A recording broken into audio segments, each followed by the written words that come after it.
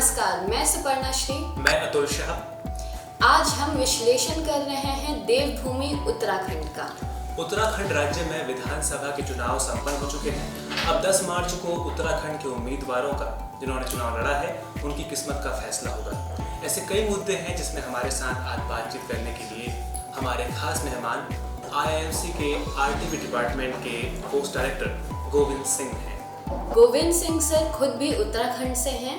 Indian institute of mass communication के radio television journalism department के sir course director हैं। इसी के साथ साथ इन्होंने 3 से 4 दशकों तक टेलीविजन और प्रिंट के साथ काम किया है। काफ़ी चैनल्स के ये फाउंडिंग मेंबर रह चुके हैं। सर एडिटर रहे हैं स्पैन मैगजीन के, कादम्बिनी के और इसके साथ साथ अमर उजाला और हिंदुस्तान के एग्जीक्यूटिव एडिटर भी।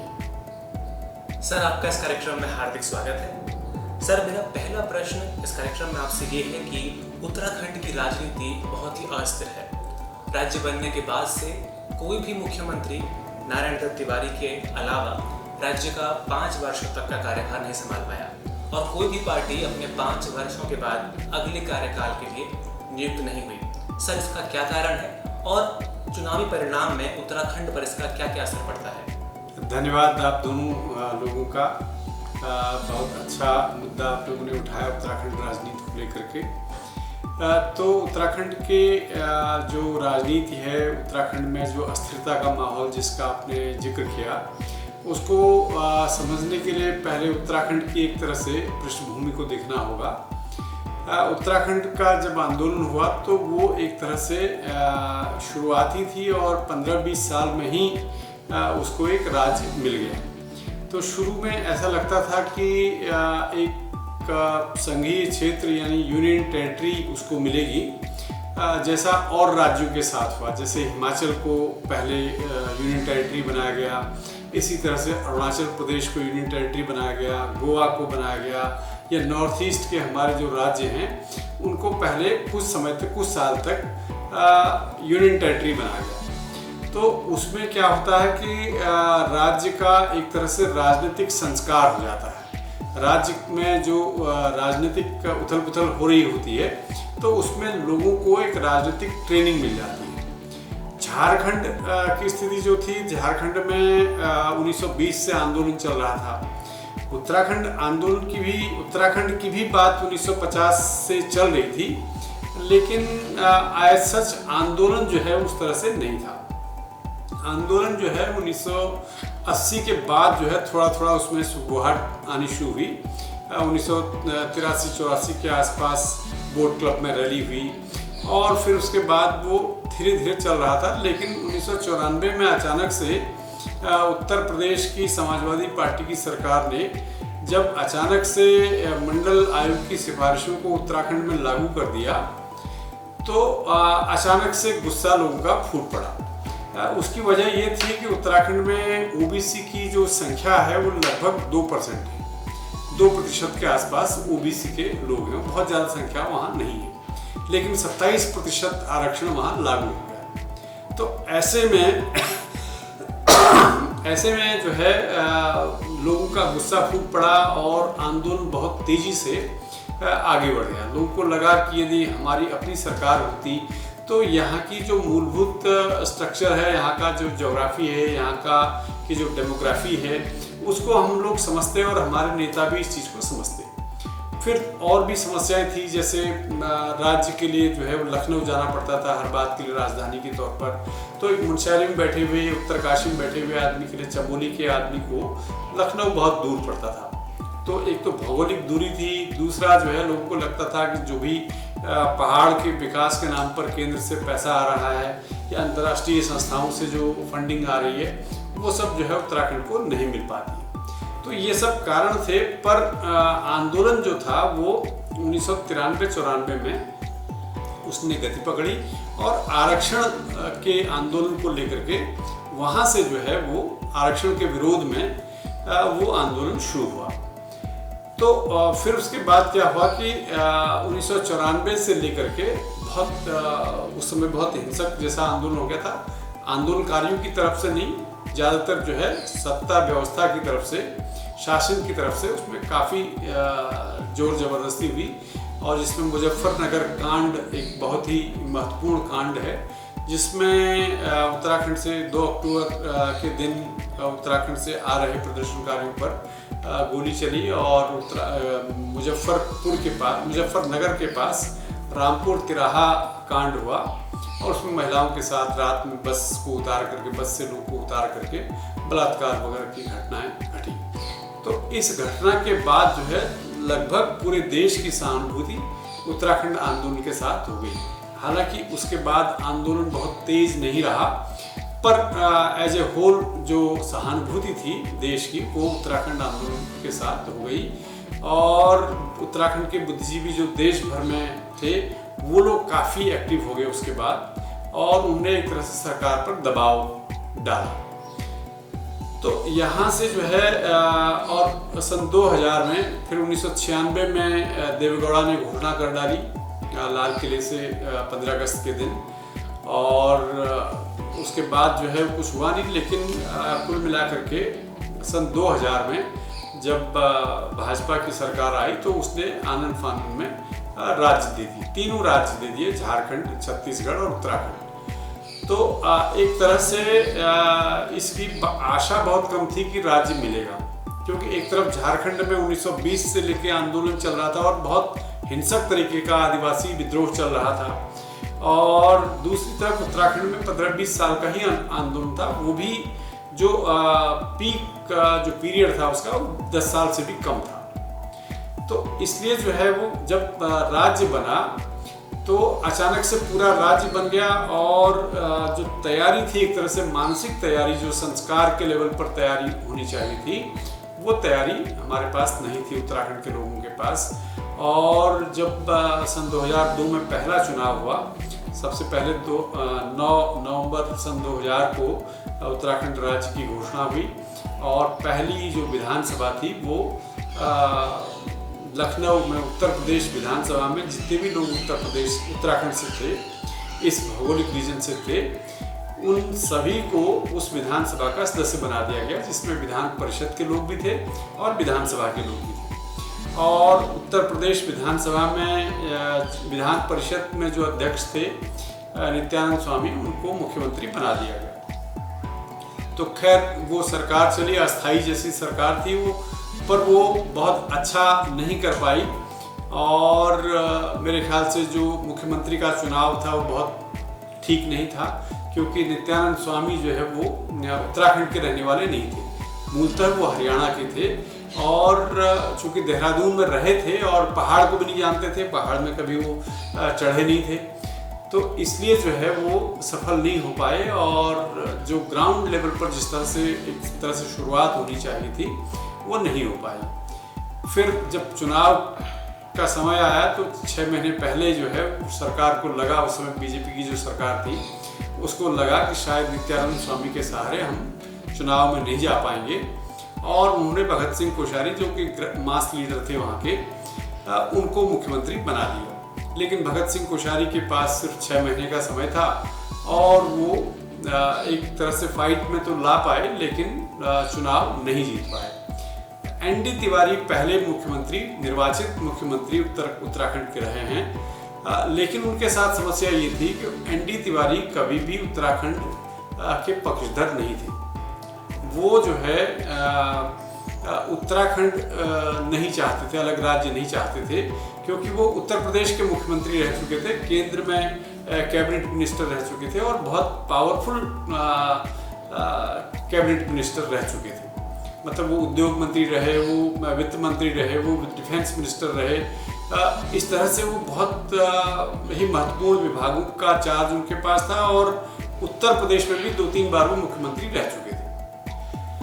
तो इसलिए जो है जब एनडी तिवारी को बनाने की बात हुई तो एनडी तिवारी ने स्वीकार तो कर लिया, लेकिन बेसिकली वो उत्तराखंड राज्य के बहुत समर्थक नहीं थे, और पहाड़ के विकास को लेकर के जो मुख्य रूप से जो पहाड़ के विकास को लेकर के उत्तराखंड राज्य की मांग हुई, तो उस पहाड़ के विकास को लेकर के उनके मन में कोई कॉन्सेप्ट नहीं था, कोई विजन नहीं था।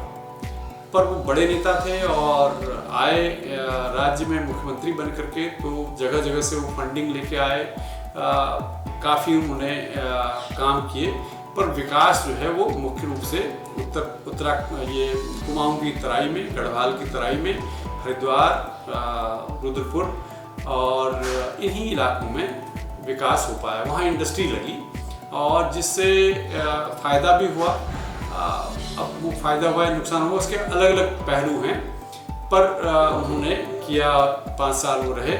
और एक समस्या ये थी कि उनका ध्यान जो है वो हमेशा दिल्ली की तरफ रहता था। वो उत्तराखंड के मुख्यमंत्री तो स्टॉप गैप अरेंजमेंट के तहत हो गए थे, पर वो चाहते थे दिल्ली में या तो उनको राष्ट्रपति बना दिया जाए या उपराष्ट्रपति बना दिया जाए या कोई और बड़ा पद उनको मिले। तो ये एक मुश्किल उत्तराखंड के साथ रही और उसके बाद जो है वो कोई भी मुख्यमंत्री अपना कार्यकाल पूरा नहीं कर पाया। बाद में हरीश रावत को बनाने की बात हुई, लेकिन हरीश रावत नहीं बन पाए। और कांग्रेस की तरफ से दूसरी बार जब सन 2012 में कांग्रेस आई तो विजय बहुगुणा का नंबर आ गया, हरीश रावत को फिर भी नहीं बनाया गया। तो एक तरह से जो स्थानीय जिनका आधार था ऐसे नेताओं को मुख्यमंत्री नहीं बनाया गया। यही बीजेपी में भी हुआ। बीजेपी में भी भुवन चंद खंडूरी जो है वो बाद में बीजेपी में आए थे। पार्टी संगठन पर उनका कोई प्रभाव नहीं था।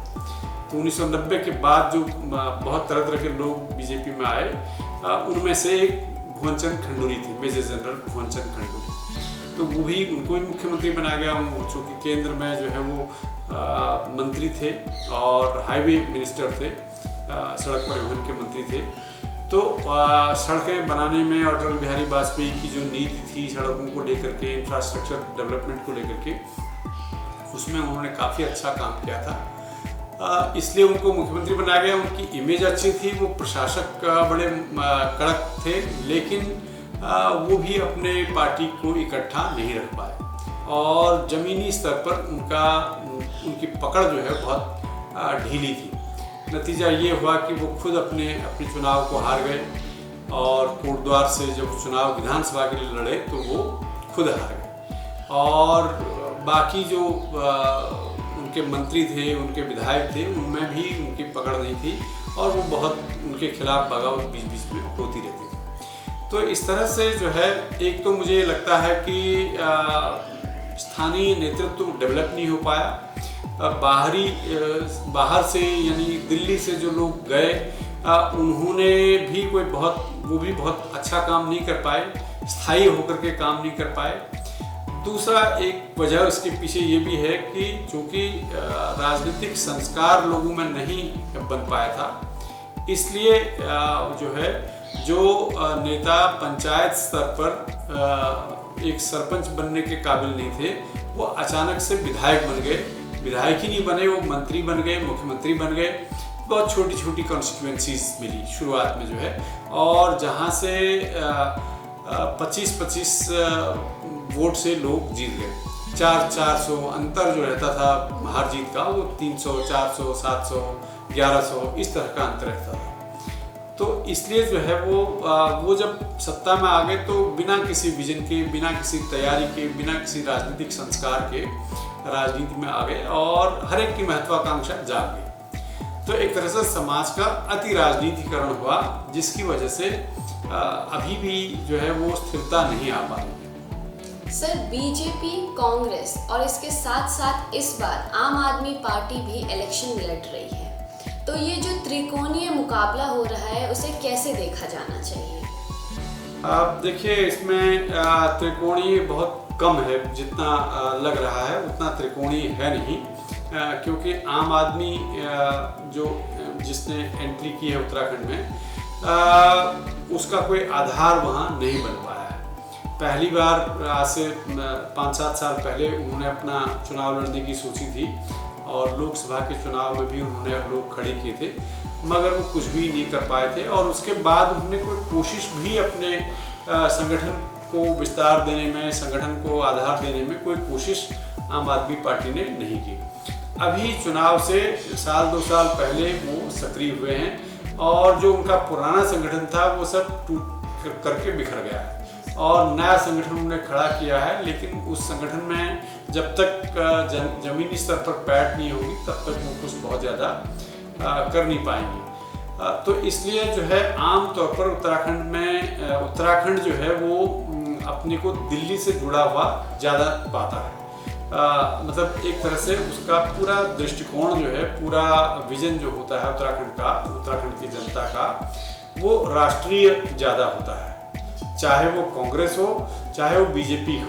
उत्तराखंड आंदोलन की शुरुआत की वो उत्तराखंड क्रांति दल था और उत्तराखंड क्रांति दल स्थानीय होकर के और काफ़ी उसके नेताओं की पकड़ जो है ज़मीनी स्तर पर काफ़ी अच्छी थी, लेकिन इसके बावजूद जो है वो कुछ कर नहीं पाई और 3-4 सीट से ज़्यादा उनको कभी नहीं मिल पाई। तो इसलिए इस बार भी जो होगा, मुझे पूरा यकीन है कि कांग्रेस या बीजेपी में से ही या तो एक को बहुमत मिलेगा या एक जो है हंग पार्लियामेंट लेजिस्लेटिव असेंबली बनेगी।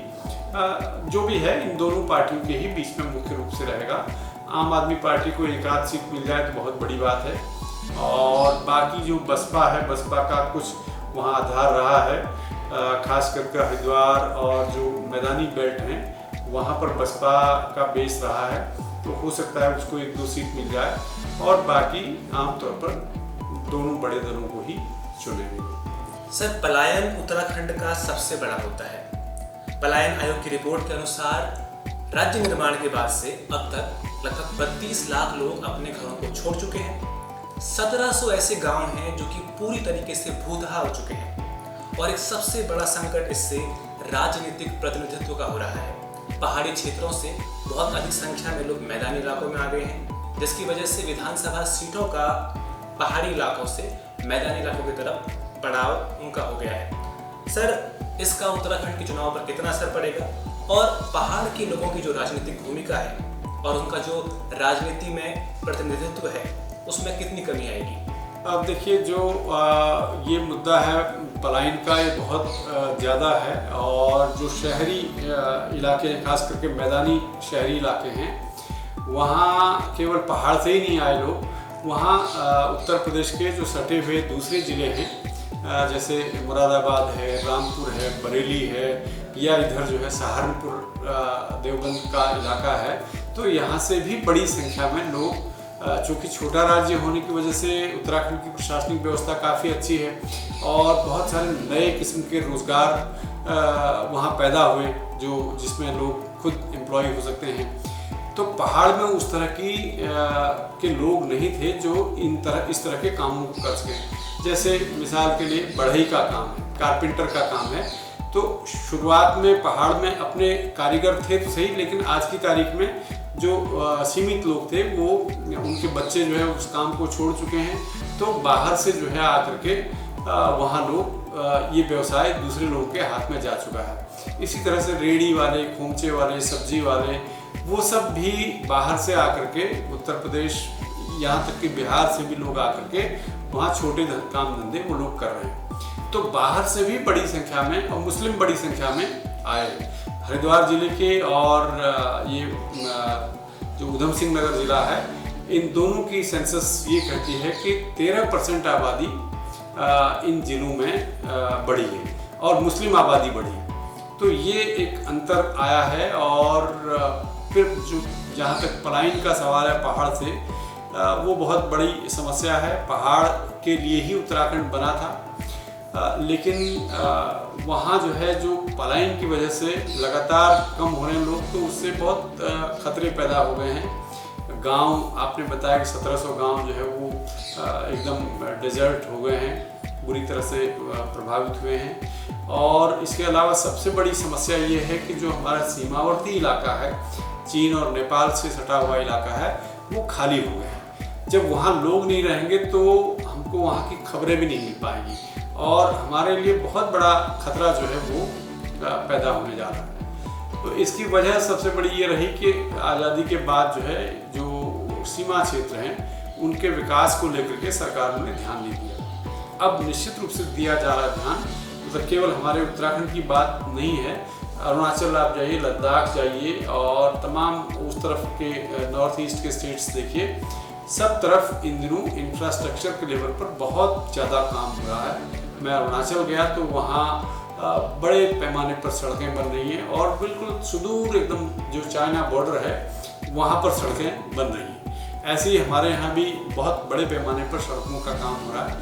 अब लोगों को लगता है कि थोड़ा सा शायद पलायन पर रोक लगेगी, लेकिन वो केवल विकास कार्यों से भी नहीं होगा, उसमें जो राजनेता हैं उनकी भी भूमिका है और बाकी जो सामाजिक आंदोलन करने वाले लोग हैं, सोशल एक्टिविस्ट हैं, उनका भी रोल बहुत इम्पोर्टेंट है इसमें। विकास इस राज्य का बहुत ही अहम मुद्दा रहा है। एम्प्लॉयमेंट, हेल्थ, टूरिज्म और उसके साथ ही एजुकेशन का क्या महत्व है इस राज्य के लिए? सरकार है या राजनीतिक दल है वो पूरी तरह से इन मुद्दों को नहीं उठा पाते और नहीं उठाना चाहते, क्योंकि उससे उनको बहुत फ़ायदा नहीं होता है। क्योंकि लगातार कई वर्षों से जो हालत है और ख़ास करके उत्तराखंड निर्माण के बाद से अब तक बहुत ज़्यादा फ़ायदा, बहुत तरक्की इस दिशा में नहीं हुई है। हेल्थ की समस्या बहुत महत्वपूर्ण है, क्योंकि दूर दराज गांव में लोग रहते हैं और वहाँ महिलाओं की प्रसव की समस्या होती है, तो उनको पालकी में बैठा करके, डोली में बैठा करके शहर तक लाया जाता है और उसी में बहुत सारी महिलाएं दम तोड़ देती हैं। सड़कें हैं तो सही, लेकिन वो बहुत अच्छी हालत में नहीं है और बहुत सारे गांव तो ऐसे हैं जो सड़क जहां अभी तक नहीं पहुंच पाती और गांव भी चूँकि छोटे छोटे होते हैं, 8-10 परिवारों वाले गांव होते हैं, तो वहाँ तक सड़क ले जाना भी मुश्किल होता है। मतलब चूँकि सरकार के सामने एक लक्ष्य होता है कि इतने लोगों को हमने जोड़ दिया, वहाँ हैं ही 10 लोग, तो उनको आप कैसे लाएंगे? अब छोटी छोटी बसातें हैं, जो कॉलोनीज हैं, जो मतलब लोगों की रिहायशी बस्तियाँ हैं, बहुत छोटी छोटी हैं और उसी में पहाड़ों के बीच में छोटा सा मैदान देख करके लोगों ने खेत बना लिए और वहीं पर गांव बस गए। पर ये गांव बहुत बड़े नहीं होते हैं। शहर के मैदानी इलाकों के गांव की और उत्तराखंड के पहाड़ी इलाकों के गांव की बिल्कुल तुलना नहीं हो सकती और डिस्टेंस बहुत ज़्यादा होते हैं। फिर पहाड़ों से ऊपर नीचे जाने की वजह से दूरी जो है और कई गुना बढ़ जाती है। चढ़ना है, फिर उतरना है, फिर चढ़ना है, फिर उतरना है, तो उसमें टाइम बहुत लगता है। तो इसलिए हेल्थ बहुत बड़ा इशू है और जो एक तो शहरीकरण की हमारी समस्या जो है ना बहुत ज़्यादा हुई है और गांव में लोग रहना नहीं चाहते इन सुविधाओं के अभाव की वजह से। तो जो प्राइमरी हेल्थ सेंटर बने हुए हैं उनमें लोग रहते नहीं, वो लोग शहर में रहते हैं और वहाँ से किसी तरह से जीप पे चढ़ करके या जैसे भी चढ़ करके वहाँ तक पहुँचते हैं और कुछ देर दूर पैदल चलते हैं और कुछ दूर कार में चलते हैं, जीप में चलते हैं। तो इस तरह से वो हाजिरी लगा करके फिर चले जाते हैं। न दवाइयाँ होती हैं, न कर्मचारी उसमें बैठते हैं। तो प्राइमरी हेल्थ सेंटर खुल तो गए हैं बहुत जगह, लेकिन उनका बहुत इस्तेमाल नहीं हो रहा है। ये एक समस्या है। और दूसरा जो है जो शिक्षा का मामला है वो उसमें उसके कई कोण हैं, बहुत पेचीदा समस्या है।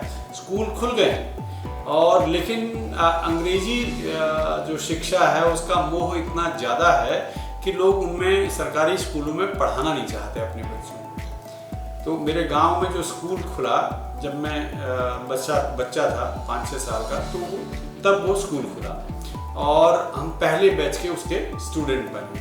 मतलब 5 साल की उम्र में हम पहली क्लास में उस स्कूल में गए। तो वो स्कूल तब वहाँ 30 बच्चे पढ़ने को आते थे। 3-4 गांव को मिला करके 30 बच्चे वहाँ पढ़ते थे, प्राइमरी स्कूल की बात। तो आज की तारीख में वहाँ 7 बच्चे रह गए, सिर्फ 7 बच्चे। और वो 7 बच्चे भी सिर्फ इसलिए जाते हैं क्योंकि मिड डे मील मिल जाता है और टीचर के लिए हाजिरी लगाना इसलिए अनिवार्य हो गया है क्योंकि उनकी नौकरी जो है बची रहती है। तो ये एक समस्या है। वहाँ की एक ही टीचर होता है, वो भी कॉन्ट्रेक्चुअल होता है, शिक्षा मित्र जिसको कहते हैं। और वो शिक्षा मित्र जो है कभी पढ़ाता है, कभी नहीं पढ़ाता। ऐसे ही हमारे वहाँ एक हाई स्कूल खुला है जहाँ आज से 7-8 साल पहले मैं गया था। तो साल में एक बार हम जाते हैं तो वहाँ कुछ कार्यक्रम करते हैं। तो वहाँ 75 बच्चे थे। आज की तारीख में वहाँ सिर्फ 48 बच्चे रह गए।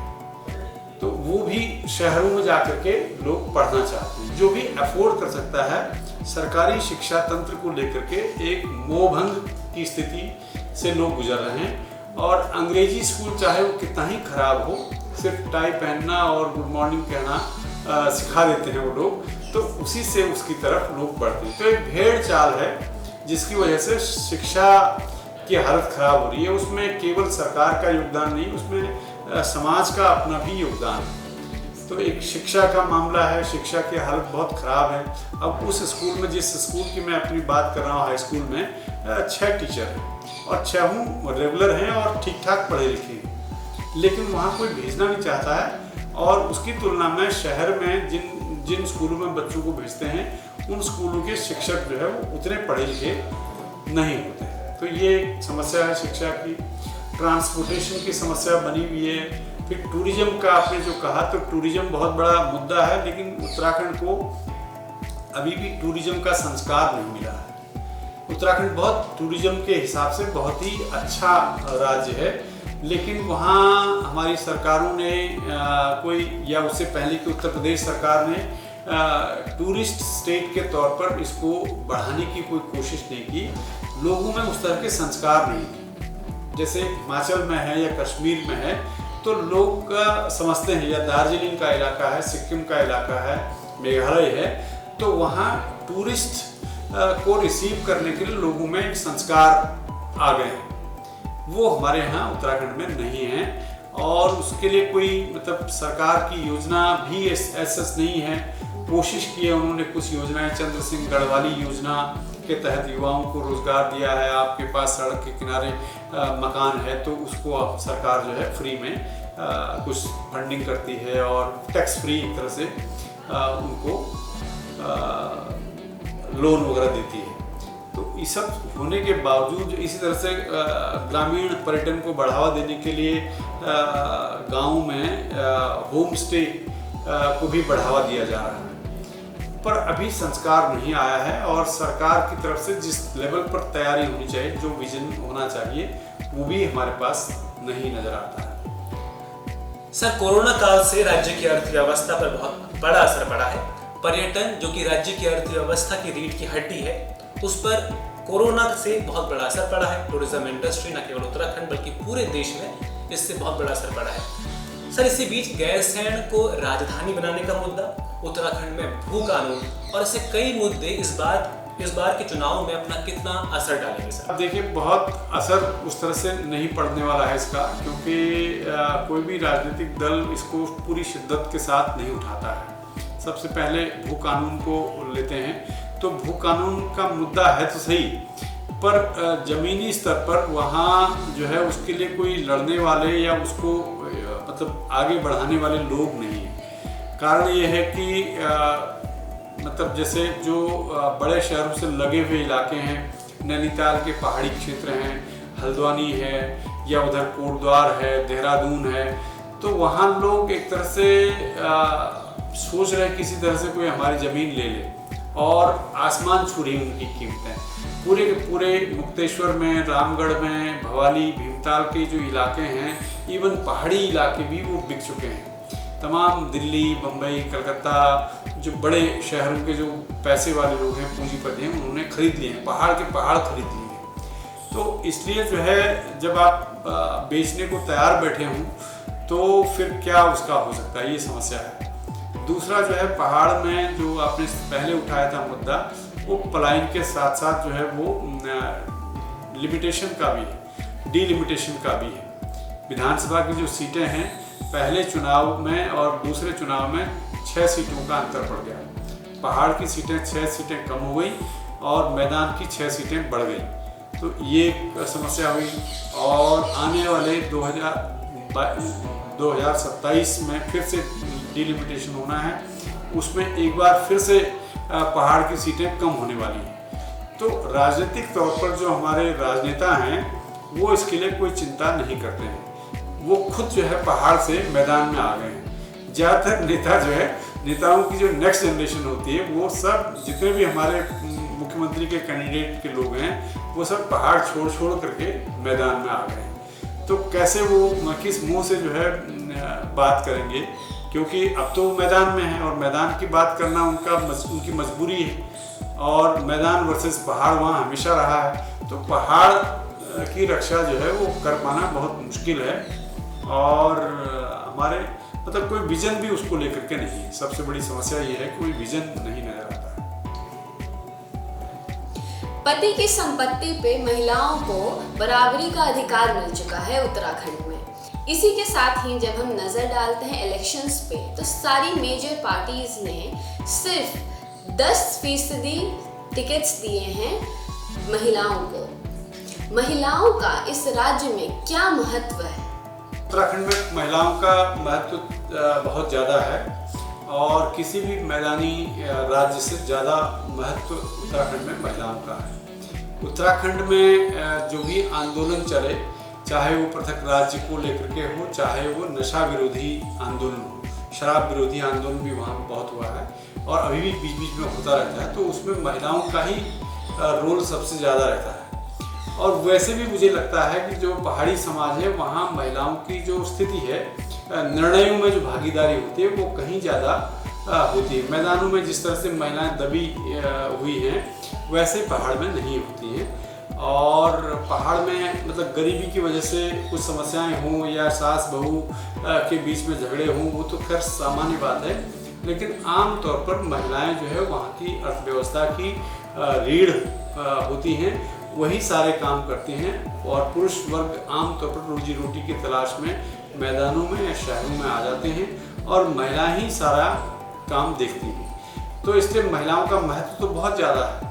और महिलाएं यदि कोई बन जाती है ग्राम प्रधान वगैरह, तो वो अपना असर्ट भी करती है। मैंने अपने गांव में देखा है, एक महिला जो है वो उप प्रधान थी, और मैं बाई चांस उस साल में गांव में गया हुआ था, तो वो प्रधान को बोलने ही नहीं दे रही थी, क्योंकि प्रधान जो है शराबी थे और वो शराब पी करके बात कर रहे थे। उनका तुम बात नहीं करोगे, जो भी समस्याएं हैं वो मैं बात करूँगी। तो इस तरह की भावना हमारे यहाँ बहुत ज़्यादा है, और महिलाओं की स्थिति मतलब राजनीतिक दलों ने नहीं समझी है, वो दूसरे उसके कारण हो सकते हैं। और लेकिन उत्तराखंड आंदोलन में, उत्तराखंड राज्य के निर्माण में यदि महिलाएं न होती तो राज्य नहीं बन पाता। उनकी कुर्बानी सबसे ज़्यादा है। बहुत बहुत शुक्रिया सर आपके कीमती वक्त के लिए।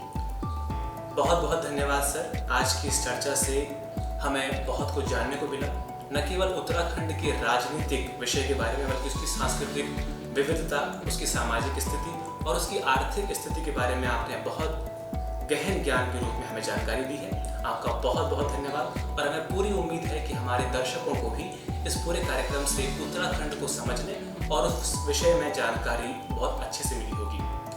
आप सभी का इस गहन चर्चा में हमारे साथ देने के लिए बहुत बहुत धन्यवाद।